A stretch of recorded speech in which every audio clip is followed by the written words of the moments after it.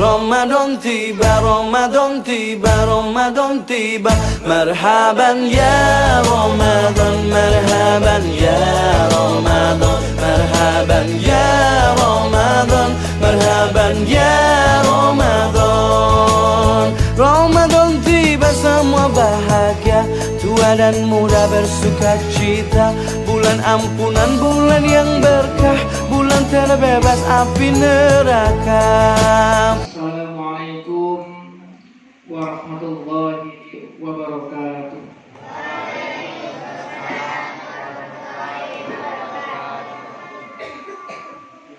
Alhamdulillahirabbil alamin. Nahmaduhu wa nasta'inuhu wa nastaghfiruh. Wa na'udzu billahi min syururi anfusina wa min sayyiati a'malina. May yahdihillahu fala mudilla lahu wa may yudlilhu fala hadiya lahu. Asyhadu an la ilaha illallah wahdahu la syarika lahu wa asyhadu anna Muhammadan abduhu wa rasuluh sallallahu alaihi wasallam la nabiyya ba'da. Amma ba'du. Allahumma fasholli wa sallim wa barik ala nabiyyina Mustafa Muhammad sallallahu alaihi wasallam wa ala alihi wa ashabihi wa man tabi'ahu bi ihsan ila yaumiddin. Yaumun la yanfa'u malun wa la banun illa man atallaha biqalbin salim. Qala ta'ala fi kitabihil karim, na'udzu billahi minasy syaithanir rajim. Bismillahirrahmanirrahim. Allazi khalaqal mauta wal hayata liyabluwakum ayyukum ahsanu amala wa huwal azizul ghafur. Sadaqallahul azim. Maka Rasulullah sallallahu alaihi wasallam, innallaha la yanzuru ila suwarikum wa amwalikum walakin yanzuru ila qulubikum wa a'malikum. Wa sadaqa Rasulul karim. Rawahul Bukhari. Bapak Ibu kaum muslimin, anak-anak kami yang dicintai oleh Allah Subhanahu wa taala, alhamdulillah kembali kita bersyukur kepada Allah Subhanahu wa taala pada malam yang mulia ini. Allah masih memberikan kepada kita rahmat dan nikmat-Nya.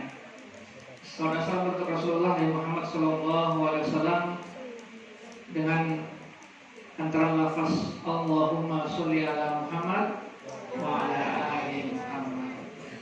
Bapak Ibu kaum muslimin oleh Allah Subhanahu wa taala, malam hari ini sengaja kami angkatkan bab tazkiyatun nufus, bab tentang membersihkan hati. Mumpung juga sekarang bulan Ramadan, syahrul maghfirah, bulan ampunan dari Allah Subhanahu wa taala, maka judul tausiah kita pada malam hari ini yaitunya menjaga kesucian hati. Bapak Ibu rahmati Allah Subhanahu wa taala, dalam surah Al-Mulk ayat 2, Allah menyampaikan kepada kita allazi khalaqal mauta wal hayata. Allah menghadirkan dalam kehidupan kita itu ada kematian dan ada kehidupan. Apakah ada tujuannya? Tentu ada tujuannya. Apa itu Bapak Ibu? Allah jawab langsung dalam ayat tadi itu, liyabluwakum ayyukum ahsanu amala. Allah ingin melihat siapa di antara hamba-hambanya orang yang berbuat ahsanu amala, amal yang terbaik dalam kehidupannya. Allah ingin melihat di antara hamba-hambanya siapa yang banyak melakukan amal yang terbaik. Apa itu amal yang terbaik? Kalau kita buka tafsir Ibnu Katsir, setidaknya poinnya ada dua, Pak Ibu. Suatu amal itu dikatakan amal yang terbaik, ada dua. Yang pertama as-shawab, dan yang kedua al-ikhlas. Amal itu amal yang benar. Amal yang dikerjakannya itu adalah amal yang benar. Dan yang kedua, amal yang dikerjakannya itu adalah amal yang ikhlas. Jadi kalau ada dua itu dalam sebuah aktivitas, insya Allah ia menjadi amal yang terbaik. Bapak Ibu rahmati Allah Subhanahu wa taala, kami kaitkan dengan hadis yang saya bacakan tadi itu. Innallaha la yanzuru ila suwarikum wa amwalikum. Sesungguhnya Allah tidak melihat dari diri kita itu wajah kita, wa amwalikum. Allah juga tidak memperhatikan harta kita. Walakin yanzuru ila qulubikum. Namun Allah memperhatikan hati kita, wa a'malikum, dan amal perbuatan kita. Bapak Ibu, artinya ada dua amal pada poin ini. Pertama, Allah perhatikan hati kita, dan yang kedua, Allah perhatikan perbuatan kita. Karena kita masuk pada bab tazkiyatun nufus, membersihkan hati, maka pembahasan kita adalah tentang amalan hati. Pertanyaannya, kebersihan hati kita.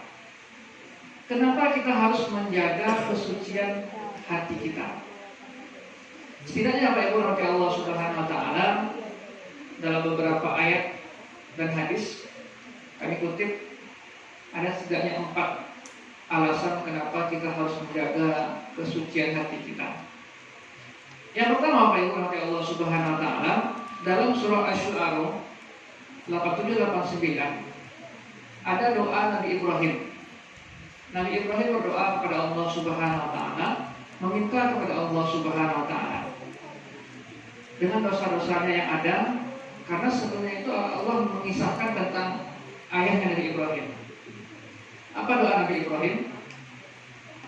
La tuhzini yauma yub'atsun. Ya Allah, wahai Tuhanku, jangan Engkau hinakan nanti aku ya Allah di hari berbangkit ya Allah.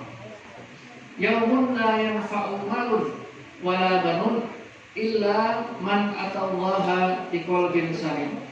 Hari berbangkit itu di mana hari itu tidak lagi berguna harta dan anak-anak, illa kecuali man atallaha biqalbin salim. Orang-orang yang akan bertemu dengan Allah Subhanahu wa taala biqalbin salim, dengan hati yang selamat. Bapak Ibu, jadi ada nanti di waktu akhir itu orang-orang yang dapat berjumpa dengan Allah. Ada orang-orang yang dapat bertemu dengan Allah Subhanahu wa taala. Tapi syaratnya ada biqalbin salim. Dia harus ada hati yang selamat, ada hati yang bersih, ada hati yang suci. Itulah kenapa kita harus menjaga amalan hati kita. Kenapa? Karena orang yang dapat menjaga amalan hatinya, mereka lah yang dapat bertemu dengan Tuhannya. Bapak Ibu rahmati Allah Subhanahu wa taala, tidakkah kita rindu dan ingin bertemu dengan Allah Subhanahu wa taala? Tuhan yang selama ini kita sembah, kita sujud kepadanya, kita meminta kepadanya, kita berharap kepadanya, dan kelak Allah janjikan insyaallah akan bertemu dengan Rabb tersebut. Ustaz, ini sama nanya. Masa ya Allah. Kita buka surat Al-Qiyamah Bapak Ibu. Surat Al-Qiyamah di mana ayat ke-22 dan 23. Allah mengisahkan kepada kita, menyampaikan kepada kita, kata Allah Subhanahu wa taala, wujuhun yawma idzin nadhirah ila rabbiha nazirah. Itu kelak wujuhun yawma idzin nadhirah. Ada orang-orang beriman, mereka wajah mereka itu akan berseri-seri gembira. Orang-orang beriman kelak di yaumul akhir, wajah mereka akan berseri riang gembira, bahagia. Kenapa? Dijelaskan oleh Allah sambungannya, ila rabbiha nazirah. Karena mereka bertemu dengan Tuhannya, karena mereka akan melihat Tuhannya. Kita buka tafsir Ibnu Katsir Bapak Ibu rahmati Allah Subhanahu wa taala.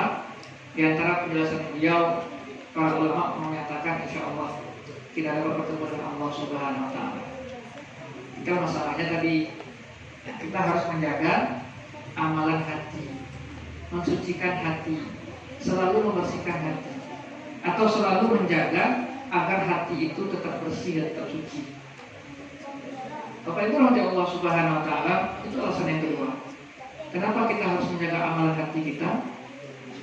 kita akan bertemu dengan Allah Subhanahu wa taala dengan wajah-wajah yang berseri.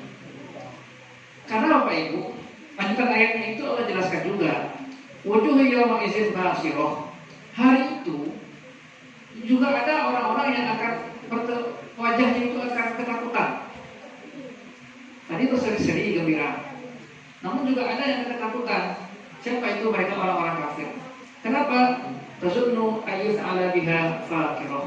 Mereka terbayang akan menerima azab dari Allah Subhanahu wa taala. Tentu kita menginginkan bertemu dengan Allah dengan wajah yang berseri-seri. Kata ulama apa ibu maka Allah Subhanahu wa taala, ada dua kenikmatan yang harusnya ada dalam harapan kita. Kenikmatan yang pertama yang harus kita harapkan adalah dapat bertemu dengan Allah Subhanahu wa taala. Dan kenikmatan yang kita harapkan yang kedua atau yang akhir itu adalah bertemu dengan Rasulullah. Orang yang bertemu dengan Allah, orang yang bertemu dengan Rasulullah pasti insya Allah di surga. Nah, jadi kalau kaji surga, insya Allah berangkat surga untuk itu. Nah, tinggal ini bagaimana kita berharap bertemu dengan Allah dan Rasulullah SAW. Bapak Ibu rahmati Allah Subhanahu wa taala, alasan yang ketiga kenapa kita harus menjaga amalan hati, karena dalam surah Asy-Syamm ayat 9 itu Allah jelaskan, qad aflaha man zakkaha wa qad khaba man dassaha. Ada orang yang beruntung, kata Allah, ada orang yang merugi. Jadi kalau untung dan rugi versi ayat dassaha, merugilah orang-orang yang mengotori hatinya. Jadi kan memarasian hati itu awak surang apa itu? Dan mengumumkan ke awak itu surang. Imam Al-Ghazali mengibaratkan hati itu seperti cermin, tempat kita berkaca, melihat pantulan kita. Kalau awak kapai keluar rumah apa itu, bakaco sebentar dulu dicari, aku nana lepas, aku nana kurang. Hati itu juga begitu. Tempat kita melihat pantulan diri kita. Ketika kaca itu, cermin itu sudah hilang zat dalamnya itu, akan sulit kita untuk berkaca. Payah baca lihat mencari baik oleh Allah Subhanahu wa taala. Gambarannya hati itu juga begitu. Kalau hati itu sudah terkotori, sudah rusak. Kalau kata Imam Ghazali, hati itu kotor karena maksiat, seperti bintik-bintik hitam yang akan menutupi kaca dari itu. Cermin, ketika ada bintik-bintik hitam, mungkin pelan-pelan sedikit, lama-lama semakin banyak, tertutup kita untuk bercermin. Hati itu juga begitu. Ketika satu maksiat dibuat, muncul bintik hitam di hati kita. Satu maksiat dibuat lagi, muncul satu bintik hitam lagi di hati kita, sampai menutupi hati kita. Nauzubillah summa nauzubillah. Maka biasanya orang-orang yang bisa membersihkan hatinya, menjaga kebersihan hatinya itu, dia mudah beristighfar apa itu? Mencari cermin, mencari diri. Ketika nampak yang halus pas, nyoba rahasianya. Macam itu manusia. Ketika hatinya terjaga, tahu ini salah, ini capek beristighfar kepada Allah Subhanahu wa taala. Capeknya tahu mana salahnya. Beda dengan orang-orang yang sudah tutupi hatinya. Kadang-kadang nan salahnya nampak, justru nan salah orang nampak. Kenapa? Karena cermin itu berfungsi lagi, hati itu tidak berfungsi lagi, sehingga dia tidak nampak lagi salahnya di mana. Yang nampak salah orang sama dia. Nah, itu masalah-masalah hati baik buruk Allah Subhanahu wa taala. Kita berlindung kepada Allah Subhanahu wa taala dari hal-hal demikian. Amin ya rabbal alamin.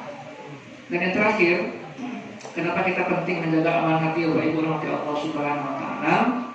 Dalam sebuah hadis, Rasulullah ditanya oleh sahabat, "Ya Rasulullah, wahai Rasulullah, siapakah manusia yang paling utama?" Biasanya apa ibu? Sahabat itu bertanya tentang amal apa yang terbaik, apa yang harus kami hindari ya Rasulullah. Tapi kali ini kok selalu tanya tentang ayun nasi afdal, siapakah manusia yang paling utama ya Rasulullah? Kata Rasulullah SAW, kullu mahmumil qalbi wa sadukil lisani. Ada dua Pak Ibu. Orang yang dapat menjaga hatinya itu orang yang utama. Yang kedua, wasodukil lisani, benar ucapannya, jujur. Ternyata Bapak Ibu, sahabat tak puas. Nanti sahabat, ya Rasulullah, kalau sodukil lisani kami paham ya Rasulullah. Kalau orang jujur, paham ya Rasulullah, tahu kami. Tapi kalau mahmumil qalbi itu apa ya Rasulullah? Siapa yang dikatakan orang yang bersihkan hatinya Rasulullah, menjaga hatinya Rasulullah? Bapak Ibu, kata Rasulullah SAW, orang yang terkategori mahmumil qalbi, orang yang menjaga hatinya adalah yang pertama, huwa taqiyun naqi. Dia orang bertakwa yang cerdas.